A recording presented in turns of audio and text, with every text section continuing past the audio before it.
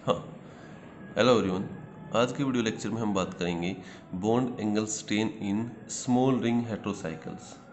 कौन कौन से कॉन्सिक्वेंसेज हैं जो बॉन्ड एंगल को अफेक्ट करते हैं स्मॉल रिंग हेटेरोसाइकल्स में, उनकी बात करेंगे। इंपॉर्टेंट टॉपिक है, कई बार आया हुआ है, इसको अच्छे से करेंगे। आज हम इसी को डिस्कस करेंगे, ठीक है।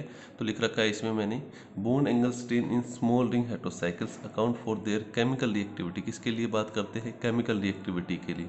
And therefore small ring heterocycles undergo ring opening reaction. किसकी तरफ जाते हैं? रिंग ओपनिंग रिएक्शन की तरफ जाते हैं। Readily from the normal rings. किसकी तरफ?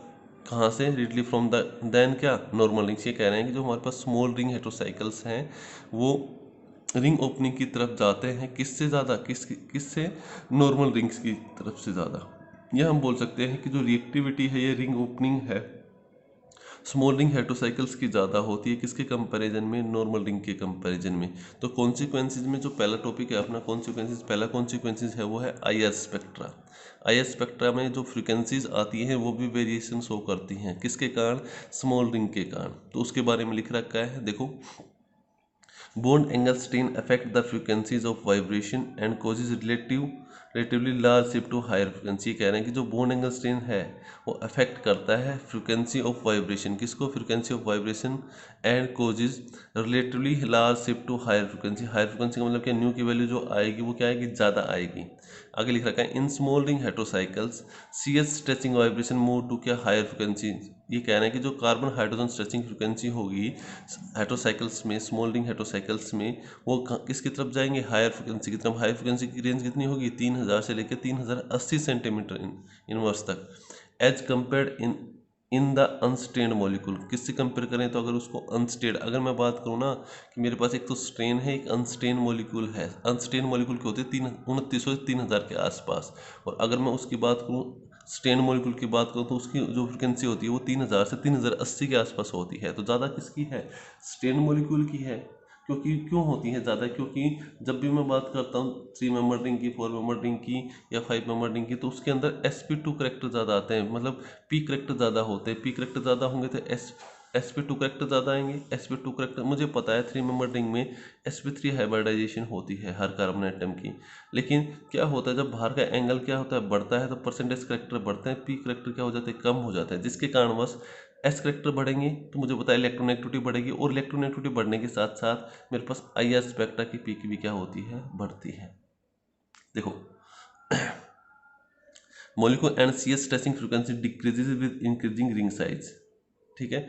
उसके बाद जो स्ट्रेचिंग फ्रीक्वेंसी है वो डिक्रीज होती है with increasing ring size. Ring size जब बढ़ेगा, क्योंकि परसेंट एस करेक्टर क्या होते जाएंगे? कम होते जाएंगे, तो स्ट्रेचिंग फ्रीक्वेंसी क्या हो जाएगी? कम हो जाएगी।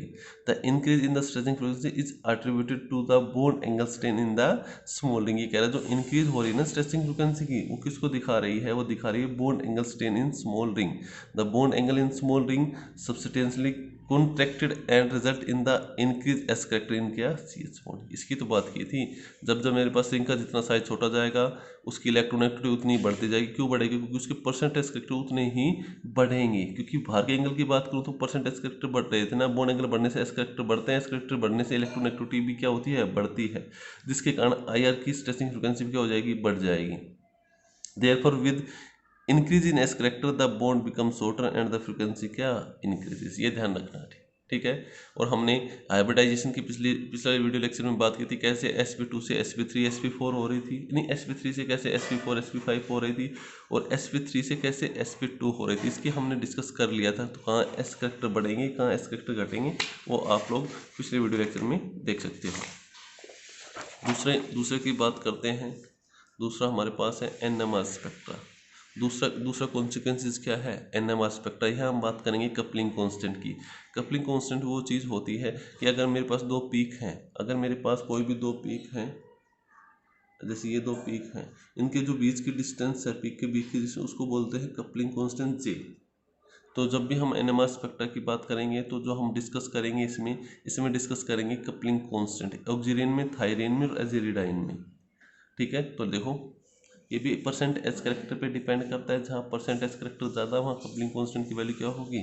ज़्यादा होगी। देखो, The effect of bond angle strain in small ring heterocycles can be evidenced by C13H coupling constant in their क्या NMR spectra। C13H का मतलब क्या, कार्बन 13 NMR स्पेक्ट्रा की बात करेंगे, उसमें क्या हम कपलिंग कांस्टेंट की बात करेंगे। देखो, the coupling constant increases with increasing क्या S character in the C S bond with in a series of small ring heterocycles. जैसे आई आर स्पेक्ट्रा में भी परसेंटेज करेक्टर का रोल था, इसमें भी तो 3 मेंबर रिंग में सबसे ज़्यादा होता है, फिर 4 मेंबर रिंग और फिर क्या 5 मेंबर रिंग। ठीक है, आगे देखो, the order of C13H coupling constant in 3 member heterocyclic ring as for oxygen electronegativity ज़्यादा तो 176 आएगा, थायरिन 170 और एजिरिडाइन क्या 168, और साइक्लोप्रोपेन में तो कोई हेट्रोसाइक्लिक होता ही नहीं है तो 164 ड्यू टू द क्या ग्रेटर एस करेक्टर। कर लोगे, ये तो सिंपल सा था कि जहाँ जहाँ मेरे पास एस करेक्टर बढ़ी, जैसे मेरे पास डिफरेंट 3 मेंबर रिंग में हेट्रोसाइकिल्स हैं, ऑक्सीजन है, सल्फर है या कोई भी है, तो अगर मुझे उनकी जे की बात करनी तो जे की बात करनी तो जिसके पास परसेंटेज करेक्टर ज़्यादा उसका क्या कपलिंग कांस्टेंट भी क्या होगा ज़्यादा। और कपलिंग परसेंटेज करेक्टर कहाँ से निकालूंगा, इलेक्ट्रोनेगेटिविटी से। हमने बोला भी है जहाँ जहाँ परसेंटेज करेक्टर ज़्यादा होता है वहाँ इलेक्ट्रोनेगेटिविटी भी क्या होती है, ज़्यादा होती है। तो देख लेंगे और सोल्व कर लेंगे उसको। देखो, तीसरा कॉन्सिक्वेंसेस है कॉन्जुगेटिव इफेक्ट। क्या है, कॉन्जुगेटिव इफेक्ट। आगे देखो, इसमें लिख रखा है कॉन्जुगेटिव इफेक्ट का मतलब क्या है, कॉन्जुगेशन में आना। कॉन्जुगेशन में कब आएगा, जब वो पाई बॉन्ड की फॉर्मेशन करें। पाई बॉन्ड की फॉर्मेशन भी करता है क्योंकि हमारे पास हाइब्रिडाइजेशन क्या आती है, sp2। हमें पता है जहाँ sp2 हाइब्रिडाइजेशन आती है वहाँ हमारे पास पाई बॉन्ड क्या प्रेजेंट होता है। देखो, bond angle strain in small ring heterocycles result in rehybridisation of the ring atom giving additional P character to the क्या, to the orbital forming ring bonds. क्या देता है, एडिशनल पी करेक्टर देता है कहाँ, orbital forming ring bonds. Thus the ring bond behave in some respect like double bond. किसकी तरह respect करता है या लाइक करता है, डबल बॉन्ड की तरह दिखता है हमें। If the small ring is conjugated with pi electron system the conjugative effect क्या ऑब्जर्व। ये कह रहा है अगर जब मुझे पता है कि मेरे पास किसकी तरह बिहेव कर रहा है, डबल बॉन्ड की तरह, तो अगर मैं इस डबल बॉन्ड को किसी पाई इलेक्ट्रॉन सिस्टम से क्या कर दूं, जोड़ दूं, तो मुझे पता है कि या इसी रिंग को मैं किससे जोड़ दूं, पाई इलेक्ट्रॉन सिस्टम से जोड़ दूं, तो वहाँ कौन सा इफेक्ट ऑब्जर्व होगा, कॉन्जुगेटिव इफेक्ट। मुझे पता है कि 3 मेंबर रिंग है, 3 मेंबर रिंग में मुझे पता है कि जो मेरे पास रिंग बॉन्ड है वो किसकी तरह बिहेव कर रहा है, डबल बॉन्ड की तरह बिहेव कर रहा है। तो अगर मैं इसको किसी साथ जोड़ दूं, किसी पाई इलेक्ट्रॉन सिस्टम के साथ जोड़ दूं, लिख भी तो रखा है the small ring is conjugated with क्या pi electron system the conjugative effect is क्या ऑब्जर्व। तो ये किसकी तरह शो करेंगे, कॉन्जुगेटिव इफेक्ट की तरह शो करेंगे। कॉन्जुगेटिव इफेक्ट क्या होगा, ऑब्जर्व होगा। ये हमारे पास तीसरा था कॉन्जुगेटिव इफेक्ट। चौथा हम बात करेंगे बेसिसिटी। बेसिसिटी में भी सीधा सा फंडा है, जहाँ परसेंटेज करेक्टर ज़्यादा होते हैं वहाँ मेरे पास इलेक्ट्रोनेगेटिविटी ज़्यादा होती है, तो वो अपना लोन पेयर देगा बेसिक नेचर शो करने के लिए ना, क्योंकि इलेक्ट्रोनेगेटिविटी ज़्यादा तो अपने लोन पेयर को क्या करेगा, रखना चाहेगा या किसके साथ अट्रैक्शन रहेगा, न्यूक्लियस के साथ अट्रैक्शन रहेगा, किसके कंपेरिजन में, देने के कंपेरिजन में, तो उसकी बेसिसिटी क्या हो जाएगी, कम हो जाएगी। देखो लिख रखा है एजिरिडाइन है, नाइट्रोजन वाला है, itself is less basic than क्या ए साइक्लिक 2 डिग्री अमीन्स। ये कह रहा है जो एजिरिडाइन है, nitrogen 3 member ring cyclic ring है, वो क्या है, लेस बेसिक है किससे, ए साइक्लिक 2 डिग्री अमीन से। आगे लिख रखा है the low basicity of aziridine is attributed to the bond angle strain. किसके कारण है, बॉन्ड एंगल स्ट्रेन के कारण है, and can be explain by considering the hybridisation of lone pair on the क्या नाइट्रोजन। ये कह रहा है कि किसको कंसिडर करते हैं, hybridisation of lone pair on the nitrogen. आगे लिख रखा है the bond angle strain in aziridine result in क्या, increase in the S character. S character increase होंगे तो इलेक्ट्रोनेगेटिविटी इंक्रीज होगी, और इलेक्ट्रोनेगेटिविटी इंक्रीज होगी तो मुझे पता है वो अपना लोन पेयर नहीं देगा। लोन पेयर नहीं देगा तो वो H प्लस को प्रोटोनेट करवा पाएगा अपने ऊपर, नहीं।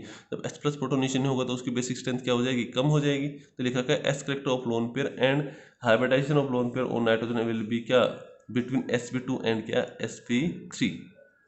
आगे लिख रखा है the increase S character of the hybrid orbital brings the lone pair closer to the nucleus. किसकी तरफ आ जाएगा, एस करेक्टर के कारण जो मेरे पास लोन पेयर है वो किसकी तरफ आएगा, न्यूक्लियस की तरफ। तो न्यूक्लियस से अट्रैक्शन होगा ना, अब लोन पेयर का न्यूक्लियस से अट्रैक्शन हो रहा है, तो लोन पेयर अपना प्रोटोनेशन के लिए देगा, अवेलेबल होगा, नहीं होगा, तो उसकी बेसिक स्ट्रेंथ क्या हो जाएगी, कम हो जाएगी, and therefore will be less available for protonation than that in क्या एसाइक्लिक अमीन्स।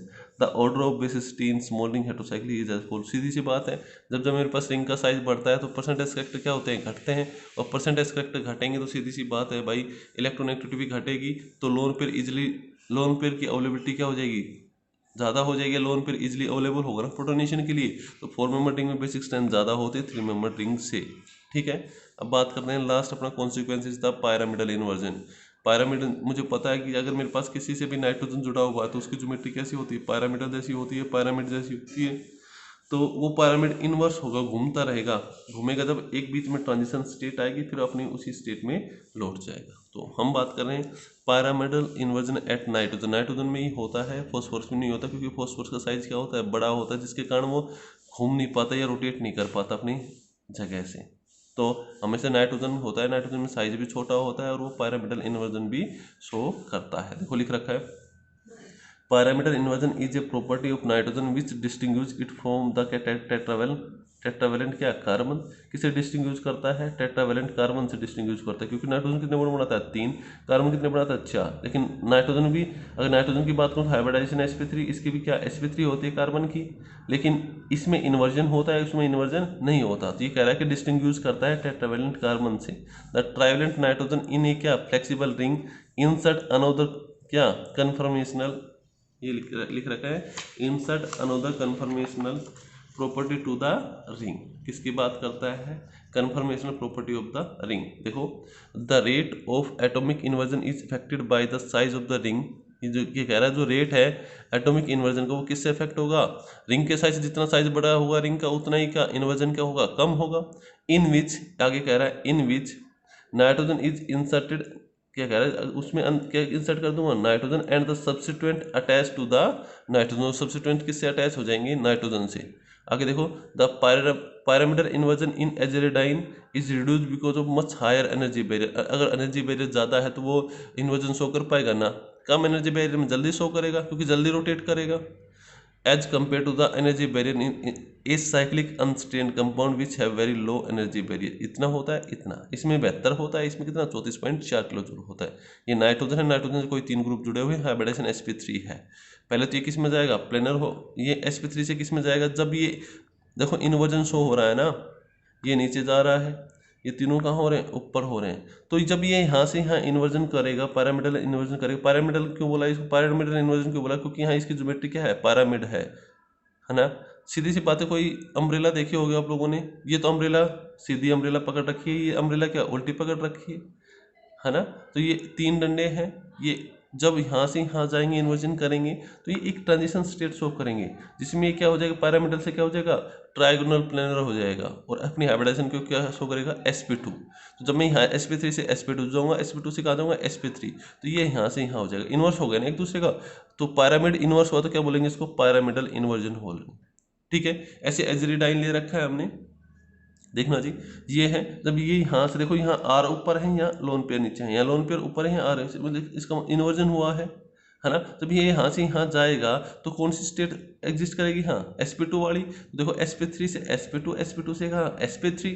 मुझे पता है अगर मुझे डिस्टोर्शन या डेविएशन निकालना, एंगल कितना होता है 110 डिग्री होता है, और इसका एंगल 110 मान के चलेंगे जो एंगल होगा, और इसका एंगल कितना हो 60 डिग्री, तो कितना आएगा 150। इसमें कितना एंगल होता है, अगर मैं बात करूँ sp2 में एंगल कितना होगा 120 डिग्री, -60 तो कितना होगा 60 डिग्री, है ना। यहाँ देखो 110 डिग्री -60 कितना 50 डिग्री। अरे 109 मुझे पता है बॉन्ड एंगल कितना होता है, सीधी सी बात है, बॉन्ड एंगल मेरे पास मुझे पता है 109 डिग्री 28 मिनट होता है। लेकिन मैं जब हेट्रोसाइक्लिक में हेट्रोएटम जोड़ूंगा तो मेरे पास बॉन्ड एंगल अप्रोक्सीमेटली 110 डिग्री हो जाता है। तो 110 डिग्री में से -60 करूँगा तो 60 क्या बॉन्ड एंगल ये, है ना। 110 डिग्री -60 क्या 50 डिग्री, 120 डिग्री हो जाएगा। क्यों हो जाएगा 120 डिग्री, मुझे पता है 120 डिग्री sp2 में 120 डिग्री होता है, sp3 में कितना हो 109 डिग्री 28 मिनट, ऐसा मान के चलना। sp3 में 109 डिग्री 28 मिनट होता है, sp2 में 120 डिग्री होता है। तो अप्रोक्सीमेट 109 डिग्री 28 मिनट को 110 डिग्री मान लिया ताकि कैलकुलेशन में दिक्कत ना आए। तो 110 में से 60 घटाऊंगा 50, 120 में से 60 घटाऊंगा 60, 110 में से 60 घटाऊंगा 50। तो मेरे पास एक्चुअल जो बॉन्ड एंगल डेविएशन मिल रहा है 60 डिग्री का, वो कहाँ मिल रहा है, sp2 में मिल रहा है। ठीक है जी। तो ये था हमारे पास पिरामिडल इन्वर्जन, मतलब पिरामिड का इन्वर्जन या पिरामिडल ज्योमेट्री का इन्वर्जन, उसको बोलते हैं पिरामिडल इन्वर्जन। और पिरामिडल इन्वर्जन हमेशा वहाँ ज़्यादा होगा जहाँ मेरे पास एनर्जी बैरियर क्या होगा, कम होगा। ठीक है जी। तो आज के वीडियो में इतना ही। नेक्स्ट वीडियो में हम बात करेंगे टॉर्सनल स्ट्रेन की बात करेंगे या टॉर्सनल एनर्जी की बात करेंगे, फिर हम इसको ख़त्म करेंगे। Thank you.